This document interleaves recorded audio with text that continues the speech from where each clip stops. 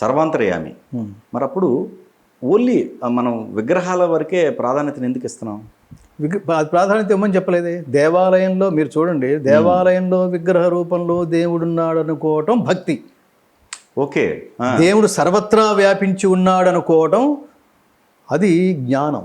Okay okay. So మీరు భగవద్గీత చదివితే ఆ భక్తి మార్గం నుంచి అల్టిమేట్ ఏదైతే ఉందో ఆ జ్ఞానం, అప్పుడు మీరు విగ్రహాలు, దండలు, పూజలు అవేం అక్కర్లేదు. ఓకే.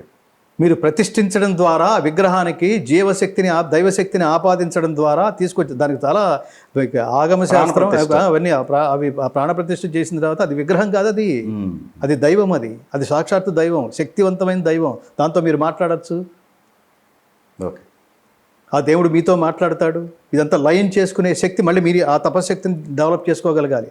ఇక్కడ కూర్చుంటే మాట్లాడేసేయడు. ఆ పూజా పునస్కారాలతో ఆ దైవాన్ని ఆరాధిస్తే ఇదంతా ప్రాసెస్. దేవుని చేరుకునే మార్గాన్ని, ఆ విగ్రహాన్ని దేవుడు అనుకుని ఆ రూపంలో మీరు ఇందాక చెప్పింది అదే, యో యో యాం యాం తనుం భక్త అంటే అది మీరు దేవత అనుకుంటున్నారా, విగ్రహం అనుకుంటున్నారంటే విగ్రహం అక్కడ ప్రాణప్రతిష్ఠ రూపంలో దేవత అయిపోయిన తర్వాత నువ్వు ఆ పరిపూర్ణమైన విశ్వాసంతో దేవతతో మీరు అర్చించి, భజించి, సేవించి తరించవచ్చు, కనెక్ట్ అయిపోయి మీకు నమ్మకం ఉంటే. మీరు అందుకనే చూడండి, మీరు ఒకసారి కాన్సన్ట్రేట్, ఎందుకు స్వామి మీరు ఒకసారి కాన్సన్ట్రేట్ చేసి చూడండి. ఈ దేశవ్యాప్తంగా ఉన్న శక్తి పీఠాలు కానీ, జ్యోతిర్లింగాలు కానీ, ఈవెన్ తిరుమల కానీ, ఇప్పుడు మన ఇంటి పక్కనే చిన్న గుడి ఉంటుంది. అక్కడికి వెళ్ళి దేవుడికి దండం పెట్టేసుకొని పొగిలి ఏడవం మనం. కానీ తిరుమల వెళ్ళే వాళ్ళు స్వామి దగ్గర ఒక్క అరక్షణం ఉండి అలా చూసి మొత్తం స్వామిని ఇట్లా స్కాన్ చేసి మనస్సులో ముద్రించుకోవడానికి స్కాన్ చేస్తుండగా వాడు తోసేస్తే వెనక్కి వెళ్ళి వెక్కి వెనక్కి తిరిగి చూస్తూ వెళుతూ ఏడ్చేస్తుంటారు. కొంతమంది అయితే ఫెయింట్ అయి పడిపోతారు, కొంతమంది మరణించారు కూడా. నువ్వే నా సాయుధ్యం అని కాన్సన్ట్రేట్ చేసి దైవం ముందు ఆయనలో కలిసిపోయిన వాళ్ళు చాలామంది ఉన్నారు. అదే అక్కడే నిలబడి ఒక్క క్షణంలోనే హైలీ కాన్సన్ట్రేషన్ పేరే తపస్సు అండి. ఒక్క క్షణంలో హైలీ కాన్సన్ట్రేట్ చేసి పరమాత్మని ఆయన చూసి పొగిలి ఏడ్చేవాళ్ళు ఎంతమంది ఉంటారు? మా అమ్మని తీసుకెళ్తే మా అమ్మ ఏడ్చేస్తోంది, మా నాయనమ్మతో వెళ్తే మా నాయనమ్మ ఏడ్చేస్తోంది. మీరు ప్రతిరోజు వందల మంది అట్లా వెక్కి ఏడ్చేస్తుంటారు స్వామిని చూసి. దీన్ని జస్ట్ లైక్ దట్ మీరు ఐహికమైన అనుభూతి అంటారు, వీటిని దివ్యానుభూతులు అంటారు. అది మీరు నమ్మితే రైట్. లేకపోతే ఏమింది అందులో మీరు విగ్రహం అన్నారు చూడండి, విగ్రహమే కనిపిస్తుంది అందులో. దైవం అక్కడ ఉన్నది దైవం. మీరు గుర్తుపెట్టుకోండి, విగ్రహం ఇట్లా లౌకికమైన అయితే వాటికి విపరీతంగా ప్రచారాలు చేయాలండి. ఇతర మతాల ప్రచారాలు చేస్తాయి చూడండి.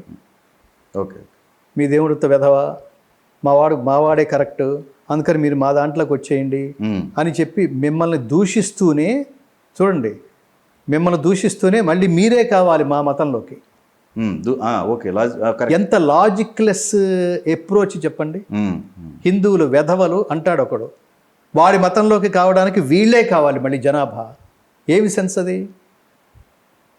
ఓకే, పోనీ నువ్వెక్కడి నుంచి వచ్చావు? వేరే దేశాల నుంచి రాలా, నువ్వు ఇక్కడ పుట్టిన వాడివే అంటే ఈ సెన్స్లెస్ ఏమంటారు, మీకు ఆ లాజిక్లెస్ అప్రోచ్ ఏదైతే ఉందో ఇందులో అంటే నేను ఇంకొకటి చెప్తాను, మీరు ఏ సబ్జెక్ట్ పట్టుకుంటే దాంట్లో లీనమైపోతే ఎప్పటికోప్పటికే అది సన్మార్గం వైపుకి తీసుకెళ్తుంది స్వామి. నేను దాదాపుగా చూస్తున్నాను కదా, ఈ పాస్టర్స్ వాళ్ళ వ్యాపకాలు చూస్తున్నాం. అది వీళ్ళలో కొంత గీతలో చెప్పినట్టే మనుష్యానాం కోట్ల మందిలో డెఫినెట్గా ప్రతి వర్గంలోనూ మంచి వాళ్ళు ఉంటారు.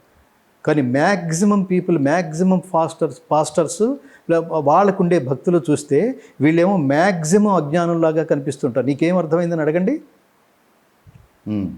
కమ్యూనికేషన్ అంటే అది కదా అర్థం. ఒక ప్రవచనం అయిపోయిన తర్వాత నీకేమి అర్థమైంది అని అడగండి. ఇక్కడ కూడా ఉండొచ్చు, ఏదో మేము టైంపాస్కి వెళ్ళాము అని ఇక్కడ కూడా అంటారు మీరు. కానీ నీకు అర్థమైంది సహేతుకంగా మీరు చెప్పగలిగి నేను కరెక్ట్ మార్గంలోకి వచ్చాను, నా ఏ ప్రశ్నకైనా సమాధానం చెప్పగలిగే మతంలోకి, ధర్మంలోకి వచ్చానని ఒక్కడిని అనమని చెప్పండి, మనల్ని కన్విన్స్ చేసేట్టుగా అందరూ ఆ మతంలోకి వెళ్ళిపోవచ్చు. ఓకే, కానీ ఇక్కడ సెల్ఫ్ ఎంప్లాయ్మెంట్ స్కీమ్, ఒక తెలివిగలవాడు, ఒక భాష ఉన్నవాడు, ఒక వచస్సు ఉన్నవాడు ఏదో తోచింది ఏదో మాట్లాడి 4 లౌకికమైన మాటలు కలబోసి చెప్పి దానికి ప్రామాణికత లేకుండా వాళ్ళని మోసం చేయడానికి అవి రాసుకుంటే ఆ నూనె రాసుకుంటే తగ్గుతుంది ఈ నూనె ఏ నూనె ఇక్కడ అసలు అవి ఏం చెప్పరే, నూనె రాసుకుంటే తగ్గడం ఏంటి? సెక్యులర్ అనే దానికి మీరు వ్యతిరేకం అండి? ఖచ్చితంగా అంటే సెక్యులర్ అనే పదానికి అంటే వీళ్ళు ఆచరిస్తున్న సెక్యులర్ ఏదైతే ఉందో దానికి పూర్తిగా హిందువులందరూ వ్యతిరేకమే. అది దురదృష్టం. అది సెక్యులర్ అంటే అందరినీ అంటే సమభావము అన్నారండి, అందరినీ సమానంగా చూడడం అన్నారండి, సమానంగా గౌరవించడం అన్నారండి. అందులో దోషం ఏముంది? కానీ దీన్ని ఇంప్లిమెంట్ చేసే సిస్టమ్ ఏదైతే ఉందో వాళ్ళకి సెక్యులర్ అనే పదానికి అర్థం తెలియక సెక్యులర్ అంటే మనం తగ్గించుకోవటం, ఇంకోటి ఎత్తిన పెట్టుకోవటం, రకరకాల ఏమంటారు ఈ తాయిలాల పేరుతో రిజర్వేషన్ల పేరుతో నాన్సెన్స్ కదా అది. అందరూ ఒకటైనప్పుడు రిజర్వేషన్స్ ఎందుకు? అందరూ సమానమైనప్పుడు రిజర్వేషన్స్ ఏంటి? మతం పేరుతో రిజర్వేషన్ ఏమిటి? కులం పేరుతో రిజర్వేషన్ ఏంటి? అట్లా ఇచ్చేయచ్చా? ఎప్పటికీ అలాగే ఈ దేశం అంతా ఎప్పటికీ అలాగే ఉంటుందా? ఎప్పటికీ మనం డెవలప్ కామా? నేను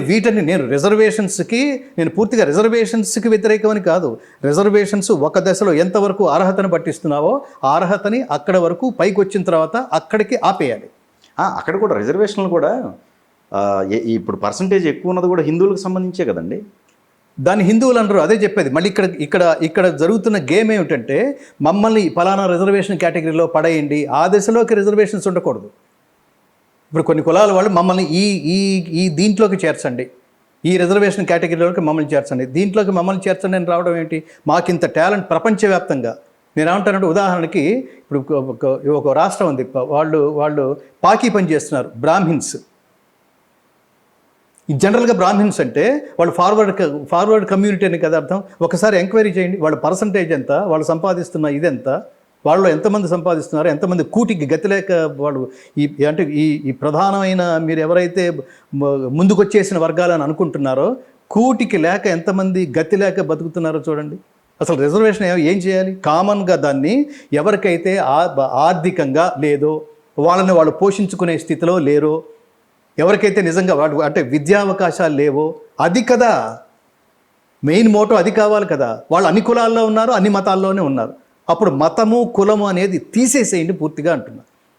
ఎవరికి అవసరమో వాడికి మేము ఉన్నాం.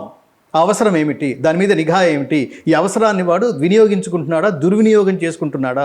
మీరు పైకి వచ్చేసిన తర్వాత మీరు మళ్ళీ వెనకబడిన అనే ట్యాగ్ వేసుకుని తిరుగుతున్నారేంటి? అది తప్పు కదా అంటున్నా. మీకు లాజిక్ కనిపిస్తుందా? ఇప్పుడు భారతదేశపు వెనకబడిన వర్గాలకు చెందిన భారతదేశపు దళిత రాష్ట్రపతి హోదాలోకి వచ్చిన తర్వాత వెనకబడిన అనే టైటిల్ ఎలా వేస్తారండి? ఆయన ముందుకొచ్చేసాడు, దశాబ్దాల క్రితమే ముందుకొచ్చేసాడు ఆయన. ఒక ఐఏఎస్ ఆఫీసర్ ఐఏఎస్ స్థాయికి ఎదిగిన తర్వాత అతని శాలరీ అతనిది అసలు మళ్ళాంటి వాళ్ళు మనం అందుకోలేము, సామాన్యుడు అందుకోలేడు. ఐఏఎస్లు ఐపీఎస్లకు వచ్చేసిన స్థాయికి ఎదిగిన తర్వాత మళ్ళీ నెక్స్ట్ అదే రిజర్వేషన్ కేటగిరీలో తన కొడుకు రెడీగా ఎలా ఉంటాడు? అది ఆ వర్గానికి పరిమితం చేయాలి కదా. ఇప్పుడు దీన్ని రిజర్వేషన్కి వ్యతిరేకం ఎలా అంటారు? రిజర్వేషన్స్ సరిగ్గా సమాజంలోకి ప్రసరించబడడం లేదు. నీ ఓట్ల కోసం తరాలు ఎన్ని వందల జన్మలైనా మేము వెనకబడే ఉంటాం అనేట్టుగా చేస్తే ఎట్లా? మేము వెనకబడే ఉండాలి అనేట్టుగా మీరు ప్రభుత్వాల చేస్తే ఎట్లా? ఎక్కడో చోట కట్టవద్దా? మీ దయవల్ల స్వామి, మీ దయవల్ల మేము ముందుకు వచ్చాం, చాలా కృతజ్ఞతలు. ఇది కదా స్టేజ్ల మీద రెగ్యులర్గా ఈ సంవత్సరం ఇన్ని లక్షల మంది మేము ముందుకు వచ్చేసాం, మమ్మల్ని ఇంకా వెనకబడిన దాని నుంచి తీసేసేయండి, మా ఆత్మగౌరవాన్ని కాపాడండి, ఈ శబ్దమే మాకు నచ్చట్లేదు అనేవాళ్ళు ఉండాలి కదా. లేకపోతే జీవితాంతం ప్రోత్సహించడం ఏంటి? నేనే ఉదాహరణ చెప్తాను స్వామి. నేను ఎంబీబీఎస్ నేను బ్రాహ్మణ కుటుంబంలో జన్మించా. నేను ఎంబీబీఎస్ చదువుదాం అనుకున్నా. దానికి నేను ఇంటర్మీడియట్లో బైపీసీ తీసుకున్నా. డిగ్రీ దగ్గరకు వచ్చేసరికి నేను బందరు వెళ్ళి చదవాలి. నాన్న మన దగ్గర రూపాయి కూడా లేదు నాన్న, పేరుకు బ్రాహ్మణం, మనం పూర్తిగా వెనకబడిన తరగతికి చెందిన వాళ్ళం. నేను పలానా మన ఊళ్ళో ఒక లాయర్ దగ్గర పనిచేస్తున్నాను, ఆయన 100 రూపాయలు ఇస్తే నీకు ఫీజు కట్టగలను అన్నాడు మా నాన్న. నువ్వు చదవద్దు నాన్న, నువ్వు అది వదిలేసి ఇక్కడే బిఏ చదువు అన్నాడు నాన్న. నేను డాక్టర్ని చేయలేనురా. ఇప్పుడు చెప్పండి, ఎవడు వెనకబడినవాడు? ఇప్పుడు వెనకబడిన వర్గం అన్నారు మీరు. దేవుడి దయ వల్ల నేను ఆ వర్గంలో ఇప్పుడు చూడండి దేవుడిని ఎలా ఉపయోగిస్తున్నాను చూసారా. దేవుడి దయ వల్ల నేను ఆ వర్గంలో పుట్టుంటే నేను ఎంబీబీఎస్ చదివి ఉండేవాడిని కదా గవర్నమెంట్ కాలేజీలో. డెస్టినీ ఇది, తర్వాత సంగతి.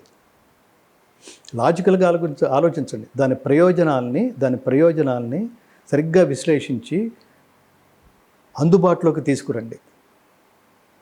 నేను ఎప్పుడు చెప్తుంటాను, నువ్వు 30 మార్కులతో పాస్ అయ్యావంటే నీ నాలెడ్జ్ 30 అని అర్థం. 30 వల్ల దేశం ముందుకెళ్ళదు. అదే 30 వాడు డాక్టర్ అయితానో, అదే 30 వాడు ఇంకొకటి అయితానో, అదే 30 వాడు ఇంకో పెద్ద పోస్టులోకి వెళ్తానో, ఎప్పుడు ఆ జీవితాంతం 30% అవుట్పుట్టే ఉంటుంది.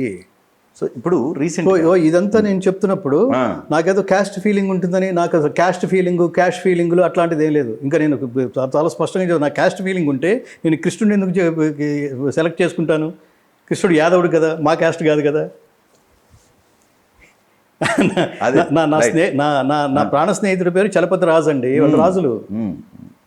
నా దగ్గర మొన్నటిదాకా పనిచేసి నమ్మకంగా పనిచేస్తున్నాడని అని నేను బలంగా నమ్మేట్టుగా వాడు నాటకం ఆడి ఒక దశాబ్దం పాటు నన్ను నమ్మించి కొన్ని లక్షల రూపాయలు వాడు మోసం చేసి దొంగగా ఎదిగి ఈ మధ్యనే మన భగవద్గీత ఫౌండేషన్ నుంచి తీసివేయబడిన వాడు ఉన్నాడు.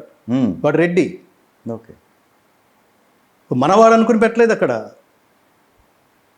సో సర్వప్రాణుల్ని సమదృష్టితో చూడగలిగేవాడే అనే అని చెప్పిన పరమాత్మ, చూడగలిగేవాడే నాకు అత్యంత ప్రీతిపాత్రుడు అని చెప్పిన పరమాత్మ మార్గంలో ఉన్నవాళ్ళం.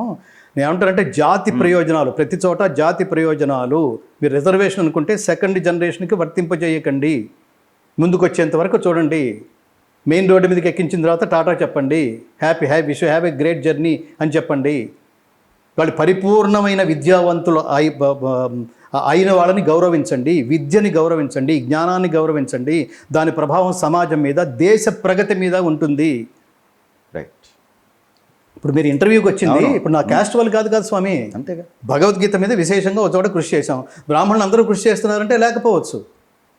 ఈ మార్గం అనుకున్నాం, తపస్సు అంటే ఏమిటో తెలుసుకున్నాం, కృషి అంటే ఏమిటో తెలుసుకున్నాం, జ్ఞానం అంటే ఏమిటో తెలుసుకున్నాం, దీన్ని సిన్సియర్గా జనాలకు అందించడం ఏమిటో తెలుసుకున్నాం. దానికోసం ఒక టైం పీరియడ్ పెట్టుకున్నాం. దానికి దాటిపోయినా కూడా జనాలకు ఇలా చేరాలనుకున్నాం. సంపూర్ణ భగవద్గీత భారతదేశంలో హై ఎండ్ టెక్నాలజీలో దాన్ని రికార్డ్ చేసి అబ్దుల్ కలాం గారి చేతుల మీదుగా, అది చూడండి, మేము ఎంచుకున్నది ఎవరిని? ఇవి కులాలు మతాలు ఏమి కాదు. మేము రూపొందించిన భగవద్గీతని విడుదల చేయడానికి ఇద్దరిని ఎంచుకున్నాం. ఒకటి మఫ్టీలో ఉండే, అంటే సివిల్ డ్రెస్లో ఉండే స్వామీజీ, ఇంకొకళ్ళు ఆధ్యాత్మిక డ్రెస్లో ఉండే స్వామీజీ. ఇద్దరిని ఎంచుకున్నాం. సివిల్ డ్రెస్లో ఉండే స్వామీజీ డాక్టర్ ఏపీజే అబ్దుల్ కలాం. ఇంటర్నెట్లో ఉంది, ఆయన విని మరీ ఆవిష్కరించారు ఆయన. రెండవది రామజన్మభూమి ఇష్యూలో తన ప్రాణాలని పణంగా పెట్టి బాబరీ మసీద్ టైంలో, కరసేవ టైంలో కొన్ని లక్షల మందిని కూడగట్టుకుని వెళ్ళిన మహానుభావుడు విశ్వేశతీర్థ స్వామి, వారి చేతుల మీదుగా. అది అంటే నేను ఇంకొకటి, అది నేను ఇవన్నీ చెప్తున్నప్పుడు మీరు ఎక్కడ ఏది అదేదో నాలుక స్లిప్ అవ్వడం, ఏదో ఫీలింగ్ పెట్టుకోవడం అవేమీ లేదు స్వామి మాకు. అవన్నీ వదిలేసి ఇందులోకి వచ్చిన వాళ్ళం.